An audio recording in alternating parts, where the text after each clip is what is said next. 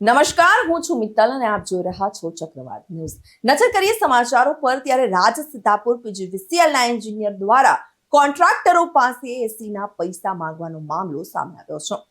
રાજસીતાપુર પીજીવીસીએલની કચેરીમાં 2 એસી લેવા માટે કોન્ટ્રાક્ટરો પાસેથી પૈસા માંગ્યા હતા।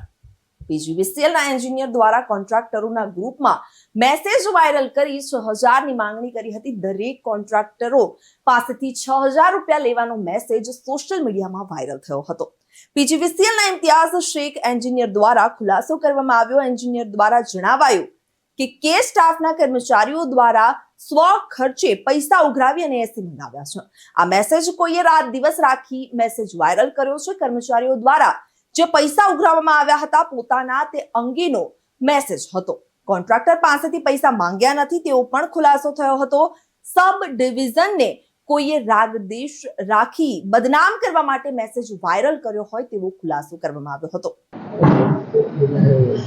ઓકે સાહેબ, જે પીજીવીસીએલ સીતાપુરના જે એન્જિનિયર એસી બાબતે જે પૈસા લેતા હોવાનો મેસેજ વાયરલ કર્યો તેમાં સમગ્ર હકીકત શું છે?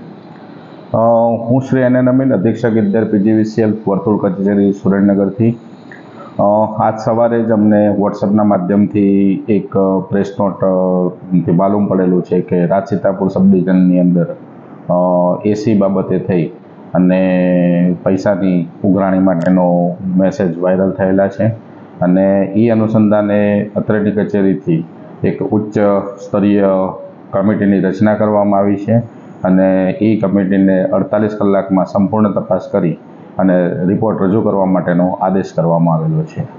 આમાં સાહેબ સ્ક્રીનશોટમાં જે નામો આપેલા છે એ પીજીવીસીએલના અધિકારીઓ છે કે કોન્ટ્રાક્ટરો છે? જે નામ લખેલા છે એ તો અત્યારે હાલ તો હું ઓળખતો નથી, પણ તપાસ અધિકારીના વિસ્તૃત રિપોર્ટ બાદ એ સ્પષ્ટતાપૂર્વક કહી શકાશે કે એ અધિકારીઓ કર્મચારીઓના નામ છે કે કોન્ટ્રાક્ટરના નામ છે। અચ્છા સાહેબ, પીજીવીસીએલમાં 100 ભંડોળ ભેગું કરી અને કચેરીમાં એસી નખાવી શકાય એવી કોઈ પ્રોવિઝન ખરું?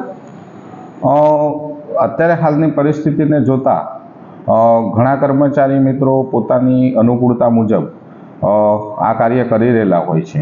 રિપોર્ટર રાજદાન ગઢવી સાથે ઉદયસિંહ ચાવડા, ચક્રવાત ન્યૂઝ, સુરેન્દ્રનગર।